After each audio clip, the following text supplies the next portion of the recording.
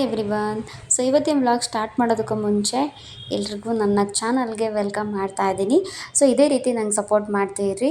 So ಇವತ್ತು ಗುರುವಾರ ಆಗಿರೋದ್ರಿಂದ ಬೆಳಗ್ಗೆನೇ ವಾರ ಮಾಡ್ಕೊಳ್ಳೋಣ ಅಂತ ಹೇಳ್ಬಿಟ್ಟು ಪೂಜೆಗೆಲ್ಲ ರೆಡಿ ಮಾಡಿಕೊಂಡು ಪೂಜೆ ಕೂಡ ಮಾಡ್ತಾ ಇದ್ದೀನಿ. ಸೊ ಪೂಜೆಗೆಲ್ಲ ಯಾವ ರೀತಿ ರೆಡಿ ಮಾಡಿದ್ದೀನಿ ಅನ್ನೋದನ್ನ ತೋರಿಸ್ತೀನಿ. ಅದಕ್ಕೂ ಮುಂಚೆ ಪ್ರಸಾದಕ್ಕೆ ನಾನು ಏನು ಮಾಡ್ಕೊಂಡಿದ್ದೀನಿ ಅನ್ನೋದನ್ನು ಕೂಡ ತೋರಿಸ್ತೀನಿ. ಸೊ ಫಸ್ಟ್ ನಾನು ಪೂಜೆಗೆ ರೆಡಿ ಮಾಡಿದ್ದೀನಿ ಅಂತ ನೋಡ್ಕೊಂಡು ಬನ್ನಿ.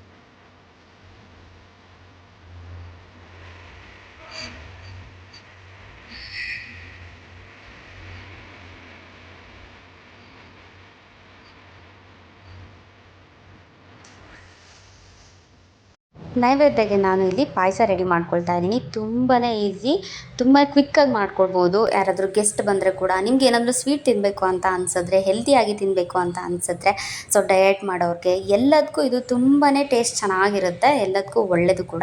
ಹಾಗೆ ನಾನಿಲ್ಲಿ ನೆನೆಸಿಟ್ಟಿರೋ ಅಂಥ ಡ್ರೈ ಫ್ರೂಟ್ಸು ಹಾಗೆ ಗಸಗಸೆ ಕೊಬ್ಬರಿ ಎಲ್ಲ ಹಾಕ್ಬಿಟ್ಟು ಈಗ ರೆಡಿ ಮಾಡ್ಕೊಳ್ತಾ ಇದ್ದೀನಿ. ಈಗೇನು ನೆನೆಸಿಟ್ಕೊಂಡಿರ್ತೀವೋ ಎಲ್ಲ ಇಂಗ್ರೀಡಿಯೆಂಟ್ನು ಸ್ವಲ್ಪ ಪೇಸ್ಟ್ ಮಾಡ್ಕೊಳ್ಬೇಕು. ಸ್ವಲ್ಪ ನೀರು ಹಾಕ್ಬಿಟ್ಟು ಪೇಸ್ಟ್ ರೀತಿ ರೆಡಿ ಮಾಡಿಕೊಂಡೆ. ಹಾಗೆ ಏಲಕ್ಕಿ ಲವಂಗನ ಸ್ವಲ್ಪ ಎಣ್ಣೆಯಲ್ಲಿ ಹಾಕ್ಕೊಂಡು ಅಥವಾ ತುಪ್ಪ ಹಾಕ್ಕೊಂಡು ನೀಟಾಗಿ ಇದು ರುಬ್ಕೊಂಡಿರೋಂಥ ಪೇಸ್ಟ್ನ ಆ್ಯಡ್ ಮಾಡ್ಕೊಳ್ಬೇಕು. ಅದಾದಮೇಲೆ 2 ಕಪ್ಪು ಮಿಲ್ಕ್ ಹಾಕ್ಕೊಂಡು ನೀಟಾಗಿ ಇದು ಕುದಿಸ್ಕೊಳ್ಬೇಕು. ಚೆನ್ನಾಗಿ ಇದು ಕುದ್ಮೇಲೆ ನಾವು ರುಚಿಗೆ ಎಷ್ಟು ಬೇಕೋ ಅಷ್ಟು ಸ್ವೀಟಿಗೆ ಸಕ್ಕರೆ ಆ್ಯಡ್ ಮಾಡ್ಕೊಳ್ಬೋದು ಅಥವಾ ಬೆಲ್ಲ ಕೂಡ ಆ್ಯಡ್ ಮಾಡ್ಕೊಳ್ಬೋದು. ಇದಕ್ಕೆ ನಾನು ಒಣಶುಂಠಿ ಹಾಗೆ ಏಲಕ್ಕಿ ಪೌಡರ್ನ ಆ್ಯಡ್ ಮಾಡ್ಕೊಳ್ತಾ ಇದ್ದೀನಿ.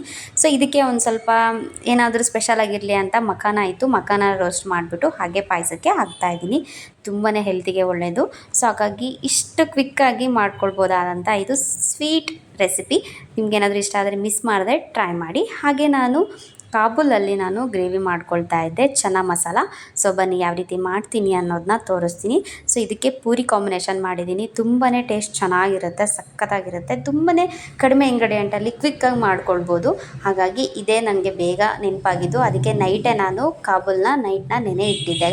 ಸೊ ಅದಕ್ಕೆ ನಾನಿವಾಗ ಏನೇನು ಹಾಕ್ಬಿಟ್ಟು ರೆಡಿ ಮಾಡ್ತೀನಿ ಅನ್ನೋದನ್ನ ತೋರಿಸ್ತೀನಿ. ಸೊ ಇದಕ್ಕೆ ಕಾಂಬಿನೇಷನ್ ಆಗಿ ಪೂರಿ ತುಂಬಾ ಚೆನ್ನಾಗಿರುತ್ತೆ.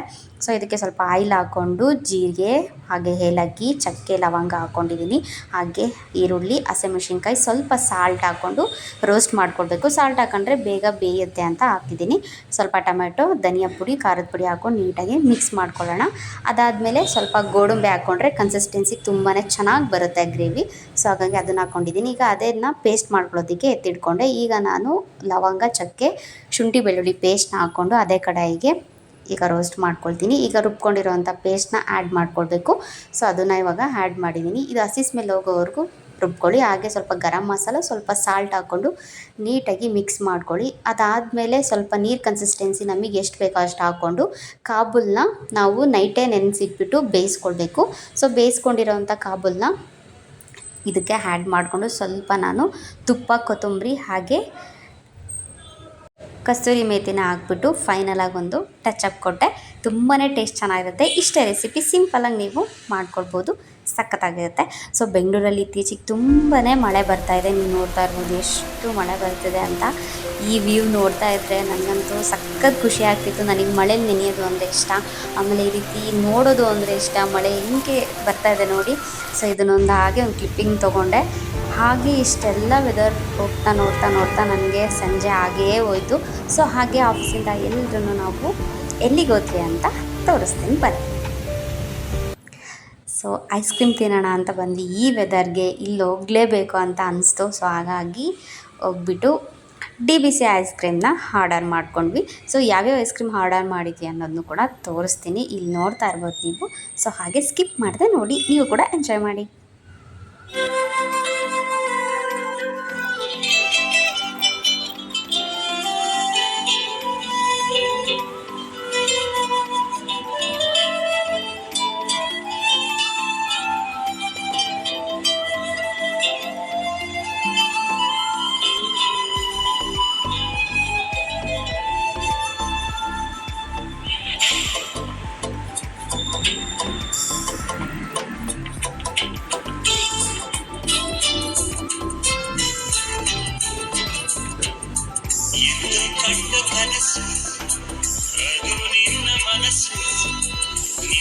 ಮನಸ್ಸಿಗಾಗಿ ಸೋದೆ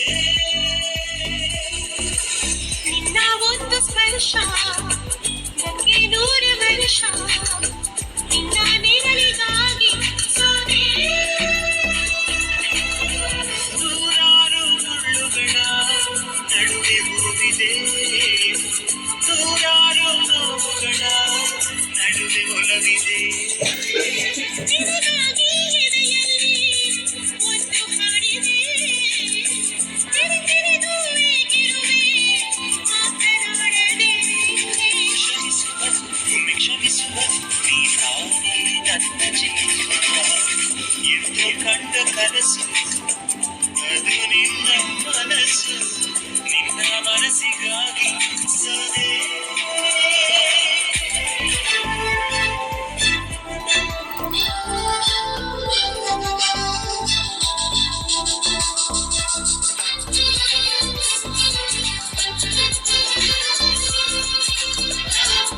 ಇಷ್ಟೇ ಇವತ್ತಿನ ವ್ಲಾಗ್. ಈ ವ್ಲಾಗ್ ಏನಾದರೂ ನಿಮ್ಗೆ ಇಷ್ಟ ಆದರೆ ಮಿಸ್ ಮಾಡದೆ DBC ಐಸ್ ಕ್ರೀಮ್ ಹೋಗಿ ತಿನ್ನಿ. ಸೊ ಸ್ಕಿಪ್ ಮಾಡದೆ ಇಲ್ಲಿವರೆಗೂ ನೋಡಿರೋರಿಗೆ ಎಲ್ರಿಗೂ thank you so much. Thanks for watching. Next ವಿಡಿಯೋದಲ್ಲಿ ನಾನು ನಿಮಗೆ ಸಿಗ್ತೀನಿ. ಹೀಗೆ ನನಗೆ ಸಪೋರ್ಟ್ ಮಾಡ್ತಾಯಿರಿ. ಈ ವಿಡಿಯೋ ಮಿಸ್ ಮಾಡದೆ ಲೈಕ್ ಮಾಡಿ. ಸೊ ಆದಷ್ಟು ಶೇರ್ ಮಾಡಿ. ಬಾಯ್ ಬಾಯ್.